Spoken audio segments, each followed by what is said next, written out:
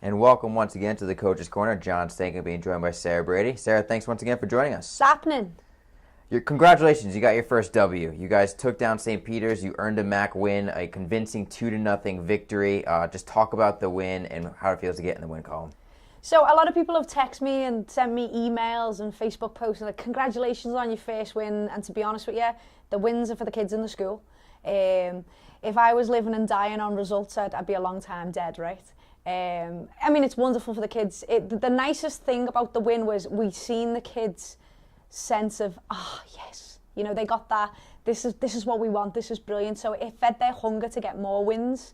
I didn't dwell on it too much, to be honest with you. As soon as the game was over, I was like, okay, head is on to the next game and prepare them for that. But, you know, for the kids in the school, I'm very, very happy.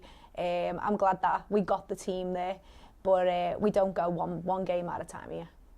A couple people who really stepped up. Once again, were upperclassmen junior Charlotte Stewart and senior Emily Henson. For back-to-back games, they each scored a goal. Can you talk about their goals and their performances? Yeah, to be honest with you, it's really nice to see. I think the what we've been saying to the kids on, you know, you need to be a consistent performer. It's not just about doing one thing great, it's about consistently performing in the role for the team. And they're both really hearing that message. I mean, Charlotte scored practically with her first touch. You know, she come on straight into the speed of the game. Great finish. And Captain Fantastic reigns supreme again. I mean, I can't say enough positives about that kid. I mean, she's having an outstanding senior year. Stat sheets do not do that kid justice, but, you know, she scored another worldie. Okay, no one understood what I meant by cracker last week, so I'm going to say worldie. A world beater of a goal. It was brilliant. Yeah, what can you say about the long-distance goals? Both of her goals, I believe, have come from at least 20 yards out. Is that a skill like that she has innately? Is that a skill that she practices those long kicks like that? How is she able to be successful in those long attack attempts? Well, all skills are acquired. You know, I think it's always been in her arsenal, but she works on it. You know, she perfects it. It's not great every time she does it, but she is very, very good at filtering. That wasn't very good. I'll just keep working on it and make it better. What I love about it is the confidence to do that. You know, sometimes when players make mistakes, they dwell on, oh, well, the last one didn't work, I won't do it again. You know, this kid has got that, but I'll back myself, I'll have a go. If it doesn't work out, no one's going to get on me back for it. But if it does work out, I score an absolute worldie and, you know, I'll win the game for my team. And it was brilliant. I just love that she's confident enough to do it. And junior Tiffany Martinez, her first shutout of the year. She made 8 saves in the win. Talk about her performance and goal. So Tiff's performance was, I think it was a more enjoyable one than she's had so far. People are asking me, was it her best performance? Honestly, no. I think Yale was her best performance. I think she's had a lot of good performances. The stat sheet says that this one was her best performance.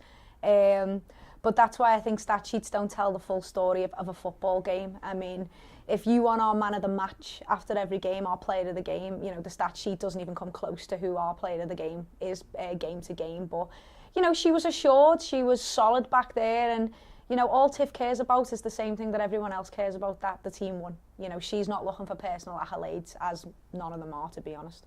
After the win, did you notice a change in the temperament of the team? Kind of like a, we did this, we know we can go forward. Did you notice any of that immediately following the game? Yeah. Honestly, it was like a bubble had burst. It was brilliant. They came out of their shells, and we started to really see them as people, and it was lovely. It was like, it got back to what the essence of sport is about. It's we compete to achieve something as a team, and that something is a win. So, I mean, it was lovely for the staff. I mean, that was the thing that I enjoyed most about the win, for the kids' achievement. It was nice to see them after the game of, you know, that yes feeling, and we just want to make that a habit. You know, that shouldn't be a one-off in this programme. So the bus was even louder on the ride back than usual? Oh, we were in the vans. Oh, the vans we were in the louder. vans, yeah. My van was quiet. They're on best behaviour in my van. I don't think they like my van. I mean, John's van was bouncing. And then Leah's is the most fun van. So, yeah, you probably need to ask them directly about how fun their van is. Mine was a little bit more, yeah. They don't like being in my van. Well, this Wednesday, you face a familiar opponent in Manhattan. You were part of their staff last year. What are you looking forward to? What are you most worried about with the Jaspers coming here to New Rochelle on Wednesday? So looking forward to another game at Mazzella with, you know, the winds in our sails coming off with the confidence of the win. Love MAC games because they're all competitive. Manhattan have good players. We have good players. You know, we have kids who want to win. They have kids who want to win. even playing field. Literally, it is as even as they come. Worried? It's football. What's there to be worried about? You know, after the game, we all get a meal. After the game, we all go home. We see our loved ones. We get in bed. We're safe. There's nothing to be worried about in football. Okay, we're just looking forward to it and going to enjoy a great game. What's the one positive you saw most in the St. Peter's game that you want carried over to come against Manhattan? The 30 shots resulting in 2 goals. If we have 30 shots against Manhattan, there'll be more than 2 goals. I think that attacking intent, the no fear that this is my skill set, I'm going to go for it. If if the shot doesn't go in, so be it. Give me the ball again and I'll have another one.